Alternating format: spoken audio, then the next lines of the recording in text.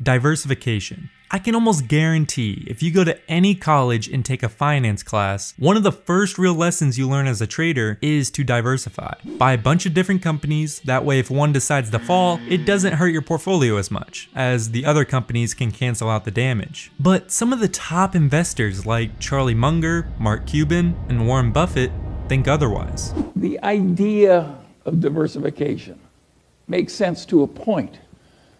If you don't know what you're doing and you want the standard result and not be embarrassed, well, of course, you can widely diversify. Now, nobody's entitled to a lot of money for recognizing that because it's a truism. It's like knowing that 2 and 2 equals 4.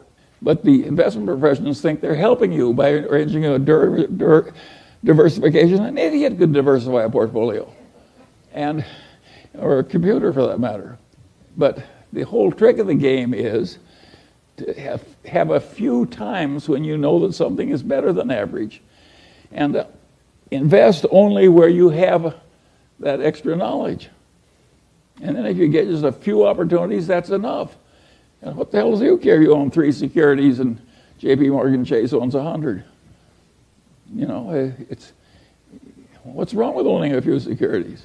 I mean, it makes sense. If we take a look at some of the biggest and most successful business owners in the world, which is almost kind of like looking at some of the most successful stock owners in a way, almost all of these people on the top Forbes list, they got there by creating one successful company. Maybe some of them made 2, maybe some of them made 3, but almost none, if any, got here by creating 50 different companies. Whenever you have 10, 20, 30, 100 different stocks in your portfolio, that's an extremely big amount of information to keep track of. The ability to concentrate on just a few investments is an enormously valuable asset. If you want to make high rates of return, it's extremely hard to do that with a massively diversified portfolio.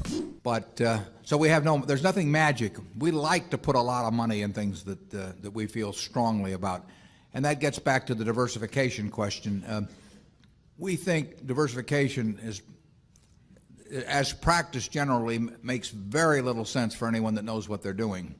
Diversification is a protection against ignorance. I mean, if you want to make sure that nothing bad happens to you relative to the market, you own everything. There's nothing wrong with that. I mean, that is a perfectly sound approach for somebody who does not feel they know how to analyze businesses. If you know how to analyze businesses and value businesses, it's crazy to own 50 stocks or 40 stocks or 30 stocks probably, because there aren't that many wonderful businesses that are understandable to a single human being in all likelihood, and to have some super wonderful business and then put money in number 30 or 35 on your list of attractiveness and forego putting more money into number 1 just strikes Charlie and me as madness. And it's conventional practice, and if all you have to achieve is average, it may preserve your job, but it's a confession in our view that you don't really understand the businesses that you own. On a personal portfolio basis, I own 1 stock, but it's a business I know, and it leaves me very comfortable. Do I need to own 28 stocks in order to have proper diversification? It'd be nonsense. And within Berkshire, I could pick out 3 of our businesses, and I would be very happy if they were the only businesses we owned and I had all my money in Berkshire. Now, I love it, the fact that we can find more than that and that we keep adding to it. 3 of those will be better than 100 average businesses. And they'll be safer, incidentally. I mean, there is less risk in owning 3 easy-to-identify wonderful businesses than there is in owning 50 well-known big businesses. And it's amazing what has been taught over the years in finance classes about that. But I would rather pick, if I had to bet the next 30 years on the fortunes of my family that would be dependent upon the income from a given group of businesses, I would rather pick 3 businesses from those we own than own a diversified group of 50. Charlie? Yeah, what he's saying is that much of what is taught in modern corporate finance courses is twaddle.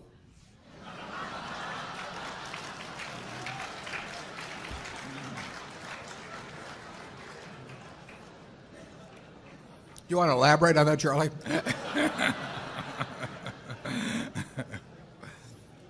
You cannot believe this stuff. I mean, modern portfolio theory and it has no utility. But I mean, it will tell you how to do average. But I think anybody can figure out how to do average in 5th grade. I mean, it's just not that difficult. And it's elaborate, and there's lots of little Greek letters and all kinds of things to make you feel that you're in the big leagues. But there is no value added. I have great difficulty with it because I am something of a student of dementia, and I have. We hang around a lot together. And I can ordinarily classify dementia, on some theory structure of models, but the modern portfolio theory, it involves a type of dementia I just can't even classify. No. Something very strange is going on. If you find 3 wonderful businesses in your life, you'll get very rich. Bad things aren't going to happen to those 3. I mean, that's the characteristic of it. By the way, maybe that's the reason there's so much dementia. If you believe what Warren said, you could teach the whole course in about a week. Yeah. The main thing I learned from this clip is if you are diversifying, it's basically a confession that you don't really understand the businesses you own. And I really like the point that Warren Buffett made about just needing a few successful companies in your lifetime. To get rich, you really just need around 3 successful companies. It doesn't take much. The thing is, these golden egg type companies are extremely hard to come by. They aren't popping up all the time. There's not hundreds of them out there to pick from. They are pretty rare. There's not hundreds of Coca-Colas. There's not hundreds of apples. There's only a select few. The main argument for diversification is if you put all of your eggs in one basket and the company fails, you're basically screwed. And that type of thinking is valid. But if you're truly investing into one of the golden egg investments, that company will never fail like that. And if it does fail like that, you didn't pick a golden egg investment.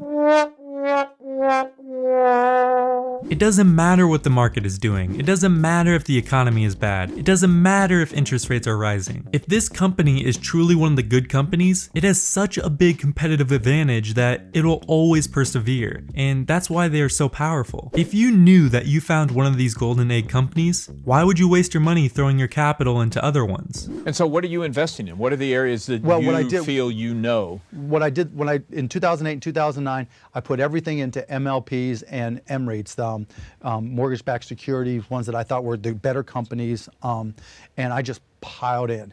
And I also piled into Australian bonds because I thought the economy was good next to China. It was my way of playing China. So you make one-way bets. This isn't portfolio balancing you're talking about. No, all that asset management, diversification, that's for idiots, right? Because you can't diversify enough to know what you're doing.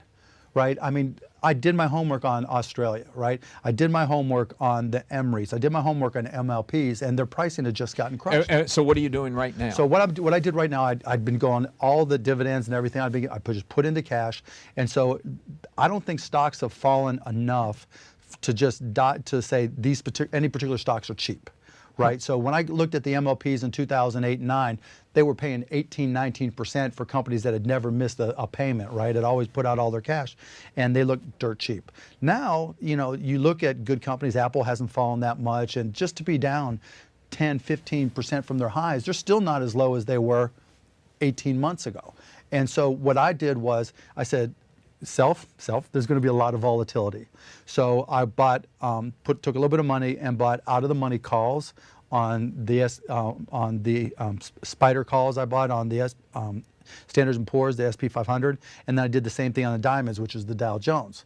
So I bought those long when the stock prices cratered, and then when we had the big, not today, but the big run up before, I bought a bunch of puts, knowing that even though I was paying for a lot of volatility, that I thought there would be a lot of swings in the market. And so you're just betting on volatility. I'm just betting on volatility. Now look, I need to be extremely clear. This strategy is not for everyone. It can really only work for the 10% of people that know what they're doing. This type of trading is gonna have real bumpy returns. You're gonna have big green days and you're gonna have big red days. You also may not be the type of person to pick out companies like this, or you may not have enough knowledge about the stock market or valuing companies. That's perfectly alright. In that scenario, you should be diversifying. You should be investing in index funds. You should be investing in a bunch of different stocks to reduce risk. risk, and that's perfectly okay. Keep trading like that. But if you know what you're doing, and you know the market you're trading in, and you know the company you're looking at has a huge advantage over competition, there's absolutely no reason to diversify, because you're basically throwing money in the trash at that point. In the end, the moral of the story isn't about diversification. It's about knowing a business deeply enough and being extremely confident about its outcomes. If you enjoyed this video or got any type of value from it, leave a like, as it really helps my channel grow and it'll keep me motivated to keep posting videos like this. If you want to see how to invest during a high time of inflation, high interest rates, and a falling market like we're currently in, watch this video, where we listen to Warren Buffett's advice to trading in a hard market like the one we are in the start of 2022. Thanks for watching, and I'll see you guys